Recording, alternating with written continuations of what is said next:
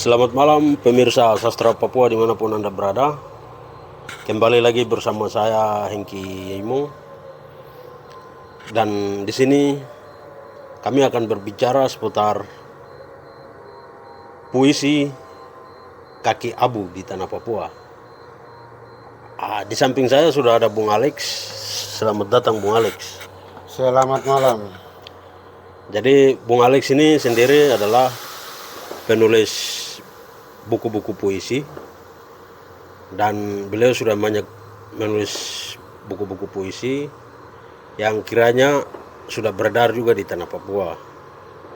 Seperti apa dan berapa banyak buku yang dia tulis, saya akan berikan kesempatan, namun sebelumnya bisa perkenalkan dulu nama, kemudian identitas kepada pemirsa yang ada. Silakan Bung. Oke, selamat malam para pemirsa, juga para pemerhati sastra Papua, juga Indonesia, bahkan dunia.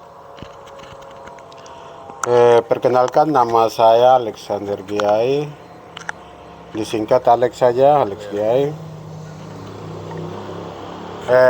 Bertepatan juga dengan hari ini adalah hari ulang tahun satu abad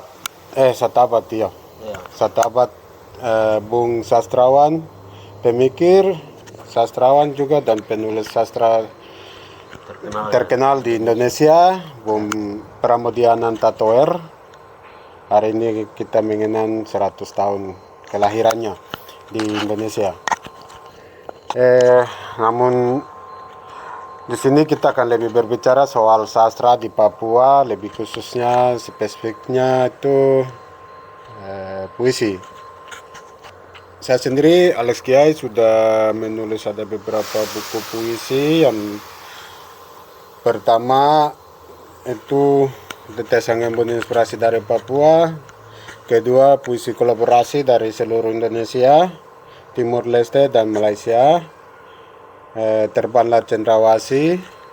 Yang ketiga itu Mencari Serpian Bara di Bumi Surga. Buku kolaborasi itu sudah banyak dari Palu, dengan saya lupa judulnya. Ada dengan bersama juga seluruh 34 provinsi, kolaborasi sastrawan Indonesia, dan saya bersama kakak Alfreda Yamanap, perwakilan Papua. Juga ada kolaborasi juga dari Aceh. Dan kalau untuk di luar negeri itu sudah terbitkan satu buku di PNG di negara Papua Nugini. Kedua itu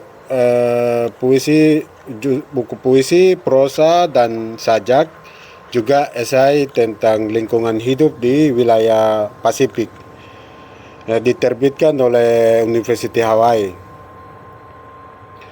Jadi dari Melanesia, Polinesia, Mikronesia itu kolaborasi. Buku terakhir itu kolaborasi dengan bersama teman sastrawan saya dari India,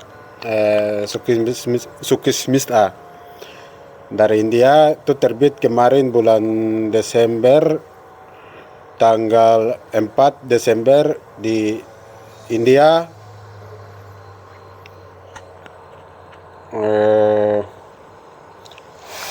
Dan sudah sedang beredar, dijual di sana.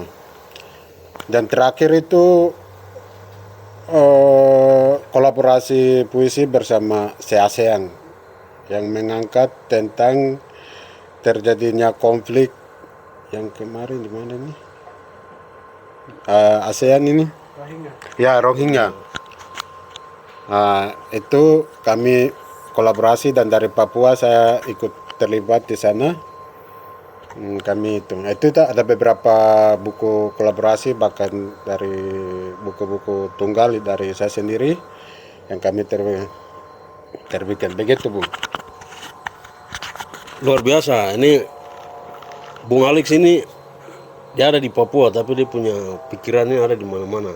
Pikiran yang dia tuangkan dalam puisi. Dan menarik sekali bahwa di Papua, anak Papua yang sudah banyak menulis karya-karya sastra dalam hal puisi dan bisa beredar di Indonesia tapi juga di luar.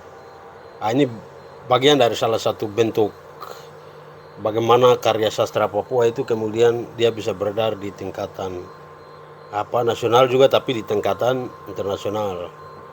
Nah, ini saya penasaran, bahkan mungkin publik penasaran, ini bagaimana cara Bung Alex mengemas puisi dengan yang begitu indah. Apakah terinspirasi dari tadi sosok Pramoedya Anantatur, atau seperti apa, atau memang Bung dapat ide-ide untuk menuliskan kata-kata ini sampai Bung Pokarya bisa terkenal? Ini bagaimana bisa jelaskan kepada publik ini? Sebenarnya untuk yang menginspirasi saya untuk menulis puisi itu bukan dari Pramoedya Anantatur. Dia juga salah satunya, bukan satu-satunya, tetapi salah satunya.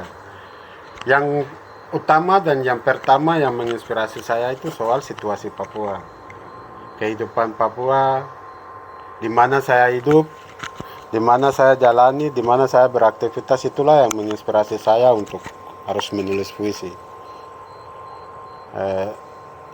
Selain itu, tadi saya ada lupa bahwa soal karya-karya saya itu di dalam penerjemahan itu sudah banyak. Seperti bahasa Belanda ada, bahasa Jerman ada, bahasa Rusia, Kroasia, dan itu di website. Kalau ditulis di Google soal Alex Kiai nanti akan muncul di situ, kan bisa cari. Ini Alex Kiai tapi ini bahasa di dalam lain. Itu dalam beberapa bahasa itu ada. Dan terakhir itu yang kemarin bahasa Hindi, juga bahasa Timur Leste. Timur Leste itu ada. Jadi ini kita kembali lagi dengan pertanyaan tadi, bahwa yang menginspirasi saya untuk menulis puisi itu soal realitas di mana saya hidup. Sehingga apapun kolaborasi yang kami lakukan, sampai berbagai macam puisi dia tersebar kemana-mana, walaupun saya ada di Papua. Walaupun saya ada di Papua, tapi pikiran saya, puisi-puisi saya dan kata-kata saya, bahkan nama Papua dan sastra Papua, dia berkembang ke sana ke sini. Itu berdasarkan yang menghilami saya adalah tanah Papua itu sendiri. Kata orang tanah Papua cantik, indah, tapi fakta yang dalam realita yang Bung kemas dalam puisi, apakah seperti pulau yang indah? Sebenarnya bisa jelaskan ini? Sebenarnya memang semua orang, bahkan seluruh dunia, mengakui Papua sebagai tanah surga. Tetapi neraka bagi kita orang-orang asli sendiri, kan? Kenapa neraka itu bisa jelaskan? Kenapa neraka? Karena yang indah itu di mata orang lain, dan segala macam apapun yang ada di Papua, Papua ini adalah milik orang lain, sedangkan kita orang asli sendiri ini apa gitu. Contohnya orang bilang emas tumbuh di Papua, timah tumbuh di Papua, tembaga tumbuh di Papua, tetapi yang ambil siapa? Bukan kami. Yang nikmati barang itu siapa? Bukan kami. Berarti kami hanya jaga dong barang. Hanya jaga dong punya barang di tanah suci, nanti tanah surga. Orang sastra aja bisa kembangkan. Mungkin ada seperti itu kah apa ya? Iya. Yang isu-isu lingkungan seperti begitu. Isu-isu lingkungan seperti ini, macam kemarin kita kolaborasi di wilayah Pasifik itu, kami mengangkatnya tentang itu. Jadi apa istilahnya dia punya environment, pokoknya tentang lingkungan lah. Bahasa Inggris saya juga kurang mengerti. Gitu. Jadi kemarin di wilayah Pasifik diterbitkan oleh University Hawaii. Itu kami mengangkatnya tentang lingkungan. Jadi saya kirim 5 karya, satu tentang Freeport, satu tentang MIFE di Merauke, satu tentang kelapa sawit di Papua, satu tentang pengambilan kayu di Karadiri yang sekarang akan dibangun kantor gubernur di atas yang sekarang sudah tutup ini. Itu waktu yang Karadiri ini saya tulis, saya terinspirasi pas di air pancuran. Bagaimana dijaga walaupun dia punya air pancurannya indah, tetapi dijaga oleh militer. Sedangkan kayu-kayu orang ekspor keluar. Jadi tidak ada masyarakat yang punya kayu, yang punya hak ulayat, tidak buat apa-apa. Hanya kerja sama pemerintah daerah dengan militer sama perusahaan, mereka eksploitasi kayu itu. Dikirim ke Makassar, ke Jawa. Saya jadi penasaran, tadi sebut Freeport, MIFE, ini apakah tulis untuk perusahaannya atau dampak dari perusahaan yang merusak lingkungan di Papua ini? Ini bisa jelaskan sedikit dari puisi yang kolaborasi.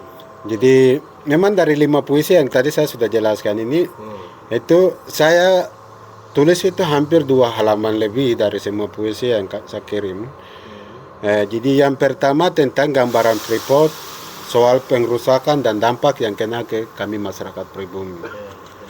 Jadi itu saya coba kemas di dalam puisi, bait-bait puisi, dan itu diterjemahkan ke bahasa Inggris oleh teman-teman dari New Zealand.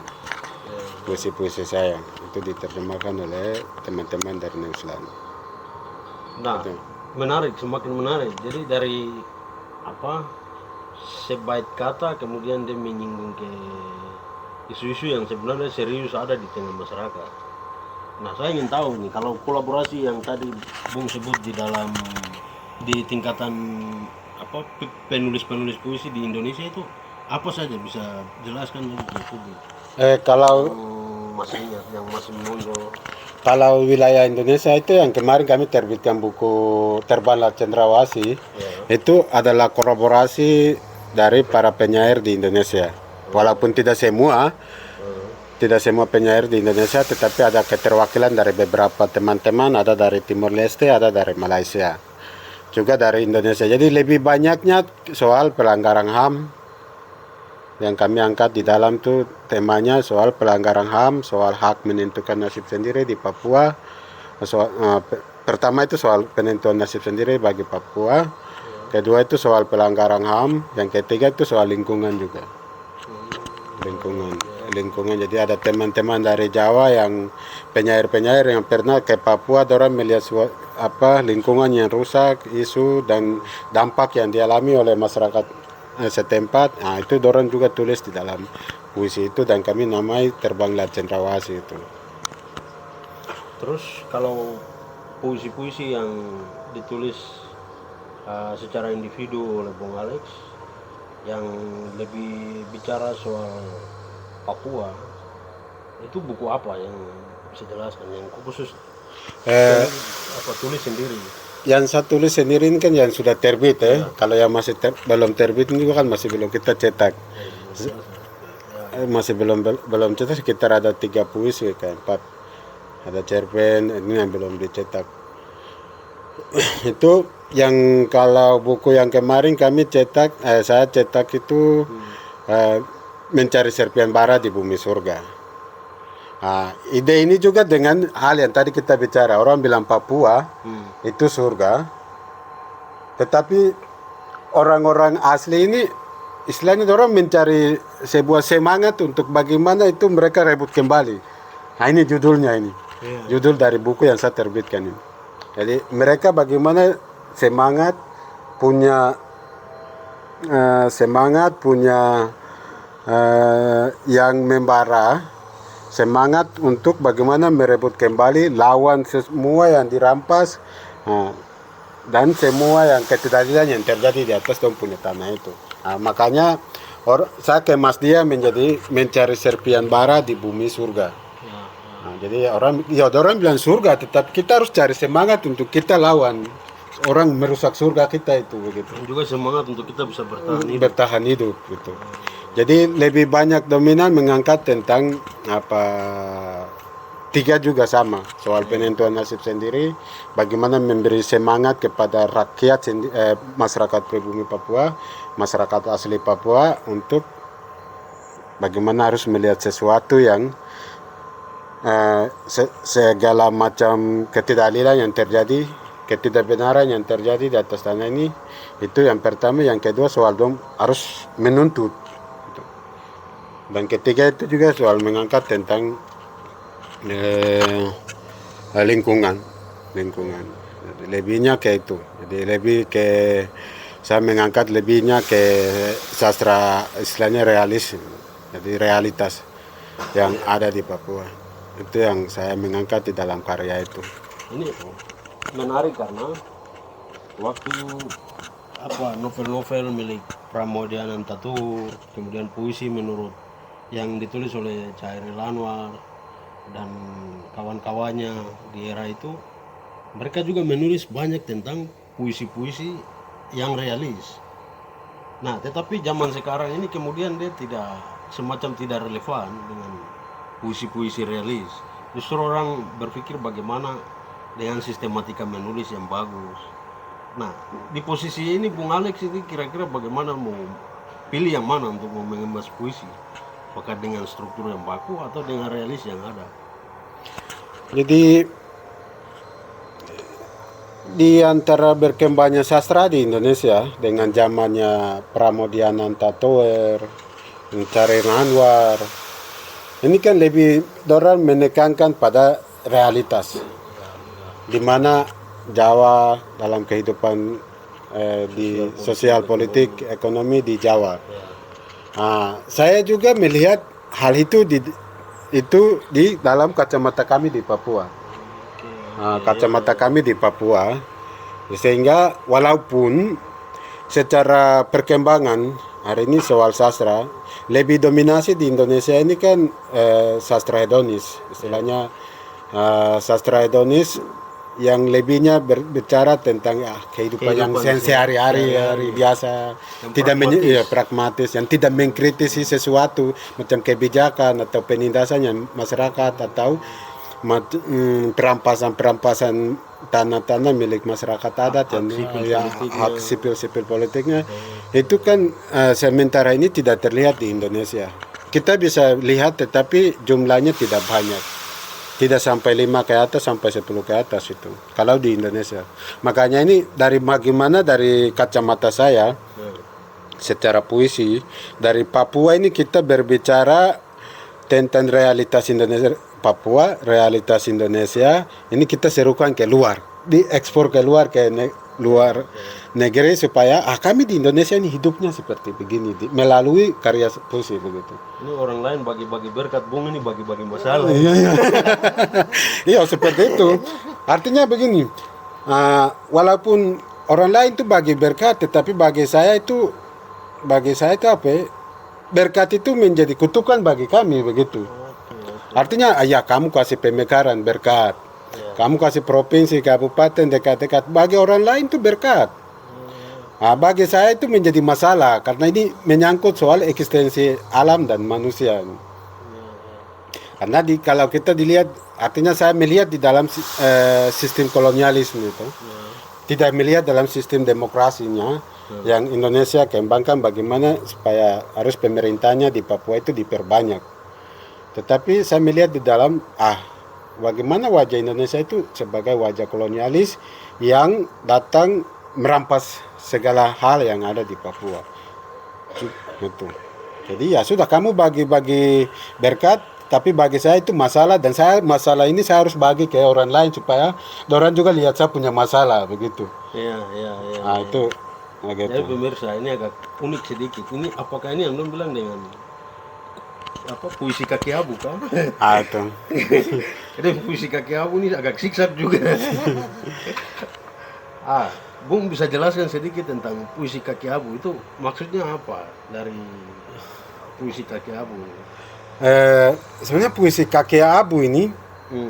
ini kan dia menggambarkan tentang bagaimana kehidupan kami masyarakat pribumi. Nah, ini kembali dengan yang tadi, orang lain berbagi berkat, tetapi berkat itu kami terima dengan segala abu, penuh debu, Tidak ikhlas. Bu. tidak ikhlas. Ya. Jadi istilahnya dong kasih berkat, tetap dong buang di dalam apa istilahnya di tanah yang berdebu seperti itu. Jadi kami harus cuci, harus bersihkan istilahnya. Jadi ini puisi kaki abu itu dia berbicara tentang bagaimana harga diri. Nah, orang tua kami dulu, peradaban kami ya hidup dari alam, kita juga pun akan hidup dari alam, dan semua seluruh manusia di dunia itu hidup dari alam, dari tanah. Baru tanah kaminya kalau dirampas ya sudah kita kasih terbang debu supaya orang semua mata terpercik ke mata buta semua satu kali dengan kata-kata begitu. Puisi. Jadi artinya saya melihat bagaimana ya sudah ini debu, tapi bagaimana kata-kata ini menjadi debu untuk memercikan ke mata orang lain supaya orang juga membaca ke pikiran orang lain, supaya istilahnya dia menyerbu ke pikiran orang lain supaya ini saya bagi debu ke kamu punya pikiran istilahnya begitu. Kamu sudah kamu balik lihat lagi ini debu apa yang masuk ke saya mata itu lihat begitu istilahnya. Bicara dengan orang sastra memang tak ingkar begini, yang biasa tulis-tulis puisi. Tapi Bung, ini semakin menarik. Di Papua ini apakah kebanyakan penulis-penulis puisi ini mereka menulis dengan aliran apa ini ya, di Papua sendiri sejelaskan ini. Kalau dari istilahnya penulis-penulis di Papua lebih banyak konteks ke realis. Bagaimana mereka menulis ratapan kesedihan, kehancuran, ya pokoknya tentang realitas. Jadi tidak ada orang orang bisa menulis tentang romansa, tetapi itu hanya menjadi bunga. Istilahnya bunga-bunga yang istilah pagi bermekar dan dia menyerbukan semerbak wangi kayak begitu. Nah, jadi menambah semangat untuk bagaimana orang melihat realitas. Itu saja di Papua kebanyakan. Menulis cerpen juga sama, menulis novel juga sama. Kalau itu dilihat dari ciri khas orang Papua menulis. Ya, itu. Jadi realitasnya itu saja yang lebih banyak. Lebih banyak mereka menulis tentang realitas sebagaimana yang diabadikan dalam novel-novelnya Pramoedya Anantatur, kemudian dalam puisi dan angkatan-angkatan mereka itu memang cukup kritis ya. Ya. Jadi artinya mereka juga hidup di saat itu Pramoedya, Chain Anwar, mereka juga hidup di atas realitas. Yang tidak bagus dalam sistem yang tidak bagus, dari pemerintah sendiri, dari realitas sosial yang diabaikan, dimarginalkan, dieksploitasi, sehingga mereka mengekspor karya mereka itu juga ya realitas yang mereka alami. Nah, ini beda dengan sastra yang sekarang. Jadi orang sastrawan sekarang lebih melihat ini lebih ke bagaimana mengekspor kehidupan yang sekarang. Yang ini orang melihat aman-aman, tenang-tenang, pemerintahan jalan bagus. Jadi orang mengekspor karya itu karena mereka hidup di dalam situasi itu. Begitu. Sehingga kalau orang Papua juga menulis, itu sama perasaan ketika bagaimana waktu Pramoedya Anantatur itu menulis, bagaimana Chain Anwar itu menulis. Karena kami juga hidup di dalam alam realitas itu. Itu kita tidak bisa menipu batin kita. Batin semua penulis, entah penyair kah, cerpenis, novelis, semua itu mereka tidak bisa menipu batin mereka. Jadi mereka juga menghayati realitas itu dan bagaimana merangkum di dalam sebuah karya dan menyuarakan sesuatu yang terjadi di kehidupan mereka. Sehingga ini hampir sama, kami anak-anak Papua yang menulis dengan zaman dulu Pramoedya Anantatur menulis buku-buku novel, cerpen, novel-novel klasik sampai yang yang ekstrakuler itu Bumi Manusia dan segala macam yang diterjemahkan ke berbagai macam bahasa itu begitu. Ini menarik ya. Kalau Bung Alex sudah punya pengalaman banyak untuk menulis puisi, dan saya mau tanya ini kira-kira apakah Bung Alex ini pernah melatih anak-anak Papua untuk menulis puisi atau tidak? Kelas-kelas menulis atau apa seperti bisa jelaskan? Oke, jadi sudah hampir di Jayapura, di Nabire, di Deyai, dan ada beberapa daerah yang kalau saya kunjungi anak-anak minta dikasih pelatihan begitu biasa kasih. Pelatihan menulis puisi. Dengan gaya realisme. Dengan gaya realisme. Ini menarik karena jadi Bung Alex pikir bahwa dia tidak sendiri untuk menuliskan realita ada, tapi pikiran dia terus pengalaman dia terus berkontribusi untuk generasi muda yang juga merasa tertarik untuk menulis puisi, menulis dengan gaya realisme. Kira-kira ada pesan atau harapan kepada generasi muda Papua atau pecinta-pecinta sastra yang mau disampaikan? Sebenarnya pesan tuh banyak, apalagi kita generasi ya. Kita di Papua memang secara administrasi pemerintahan itu dibagi ya, provinsi, kabupaten, bagaimana, tetapi manusia Papua masih utuh di dalam Papua. Masih utuh di dalam Papua.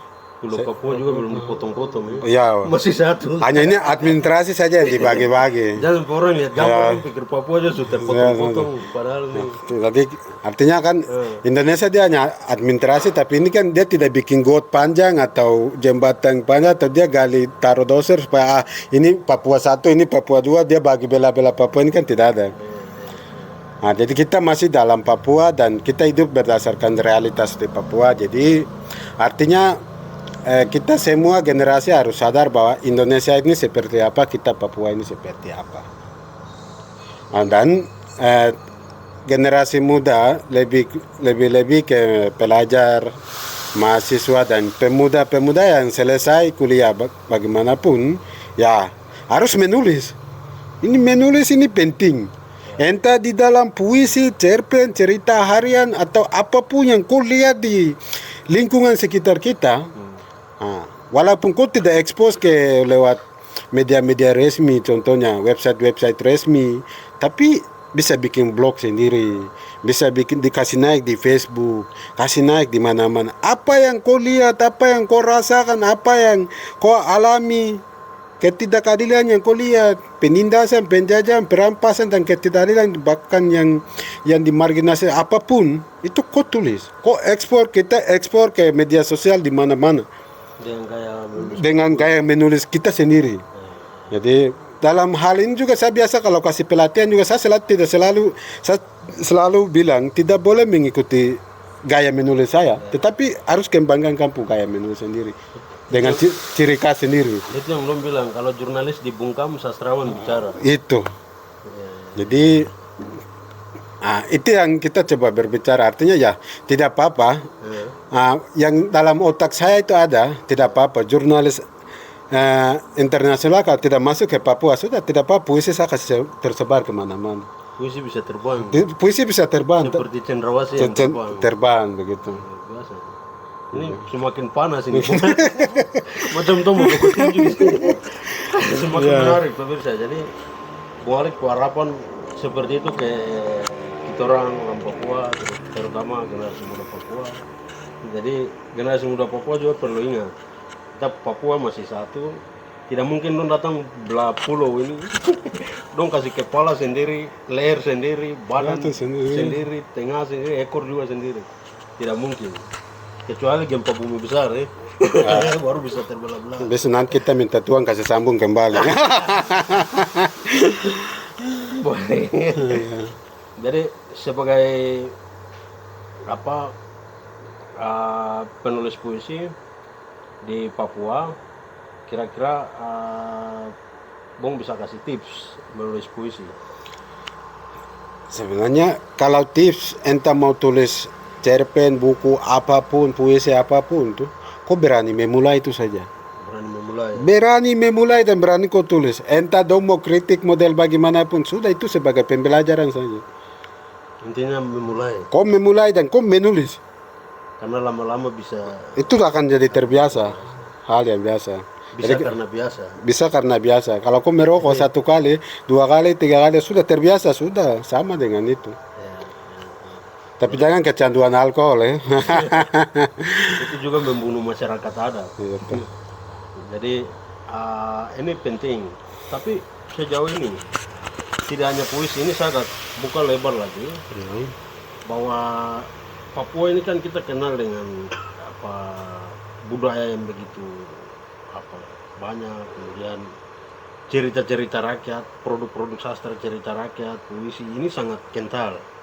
Tetapi sejauh ini bagaimana ada upaya dari pemerintah untuk melindungi karya-karya sastra, misalnya cerita-cerita rakyat, totem, legenda, mitos, termasuk puisi-puisi, cerpen-cerpen, atau tidak ada perlindungan atau dia hanya Sementara ini sejak Provinsi Papua diberikan oleh Jakarta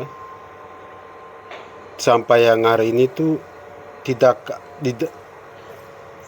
ada. Bahkan sampai sejak otonomi khusus tahun 2021 sampai ini juga pun soal undang-undang atau perda yang dibuat untuk perlindungan bahasa dan sastra, seni dan sastra atau seni dan budaya, bahasa dan sastra lisan di Papua dan seni dan budaya di Papua hampir tidak ada, kecuali di Jayapura ya. Jayapura Kabupaten Jayapura, kota kabupaten itu baru ada. Artinya sudah ada karya-karya yang dilahirkan oleh Balai Bahasa, Balai Arkeologi, dari situ arsip dan perpustakaan. Itu kan di Jayapura dengan kota Jayapura dengan Kabupaten Jayapura itu ada. Kalau di Asmat itu juga ada, tapi lebihnya ke seni ukirnya ini yang kadang ditulis juga. Tetapi lebih banyak menulis apa yang ada di Papua. Justru buku-buku yang mereka tuh macam di Jayapura dengan ini juga ditulis itu juga orang-orang pendatang, bukan orang-orang Papua. Kalau orang Papua sendiri juga bisa dilihat. Padahal kalau kita dibilang kalau di Papua itu hampir dari 200 lebih suku itu punya sastra lisan sendiri itu ada. Sastra lisan itu ada.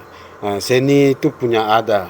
Budayanya punya masing-masing, bahasanya juga punya masing-masing. Dan kalau macam kita ekspor ini semua sungguh mati, kita punya lebih kaya dibanding Cina. Cina punya Jepang, Cina, dari situ orang Israel, Mesir, kalau Gibran ke kampung di mana? Lebanon. Sebenarnya kan macam siapa ini tadi? Bukan Lebanon ini. Khalil Gibran. Ini kan dia merantau ke Amerika. Dan merantau ke Amerika setelah dia ini kan dididik di biara Katolik juga ada. Dari masa perjalanan tuh. Dia dididik di biara Islam walaupun dia orang sendirinya itu orang Katolik asli itu. Tapi dia ini dididik di pesantren. Yang dia dididik Katolik. Jadi ada itu ada pelajaran-pelajaran khusus yang dikasih oleh para pastor, para haji, ulama. Dari situ dia merantau ke Amerika, dia belajar tentang itu. Dan apapun yang dia menulis itu berdasarkan imajinasi dari Timur Tengah ini. Timur Tengah, peradaban kehidupan Timur Tengah ini, itu yang dia tulis semua itu di Amerika. Gitu. Bagaimana tinggal di Amerika? Dia tidak tulis kehidupan sejarah orang Amerika, tidak. Tapi bagaimana dia menggambarkan itu dari orang Timur Tengah. Nah ini kembali ke tadi sastra realisme. Dia yang orang hidupnya Amerika tetapi tulis tentang mengayatinya dari cara corak kehidupan orang Timur Tengah. Macam dia tulis Yesus anak manusia. Iya, Yesus sang nabi. sang nabi. Yesus anak manusia. Yang paling populer itu kan Yesus sang nabi. Bukan Yesus sang nabi tapi sang nabi judulnya. Nabi. Ini yang paling terpopuler di dunia itu kan Yesus nabi. Bagaimana dia melihat Yesus itu di dalam karya sastranya dia, novelnya dia itu. Makanya menarik. Kita suruh lari jauh ke Lebanon. Lebanon lagi. Lebanon di mana? Di Karangka. Itu kayaknya dia di sebelah Jayapura situ. Iya, tapi bahwa fakta-fakta, realita-realita dia tidak bisa berlalu begitu saja. Kita harus potret dia di dalam karya, baik puisi, baik cerpen, baik novel, esai, opini, artikel dan lain-lain. Begitu ya, Bung? Iya, harus dan wajib. Mungkin closing statement dari Bung di momentum HUT-nya Pramudia Anantatur yang ke 100 tahun. Statement saya yang terakhir itu semoga ada Pramudia orang Papua sendiri yang bisa menulis dalam bentuk karya-karya novel, cerpen, walaupun sudah ada, sebagian ada, tetapi harus yang dia bertaraf nasional, bertaraf internasional lah begitu. Jadi, artinya ini harus ada generasi yang lahir seperti Pramudia Anantatur untuk bagaimana menulis tentang Papua ini sendiri. Sudah banyak, tinggal kita kembangkan sama-sama. Kita kembangkan sama-sama. Kita masih muda, kita masih bertumbuh, kita berkarya. Tua juga harus tulis. Tua juga harus tulis. Tua di kaki bukit juga dong tulis. Itu sudah. Dia itu paling aktif sudah. Dia siapa? Nanti kita ketemu Nanti kita ketemu di lain waktu. Terima kasih. Selamat malam.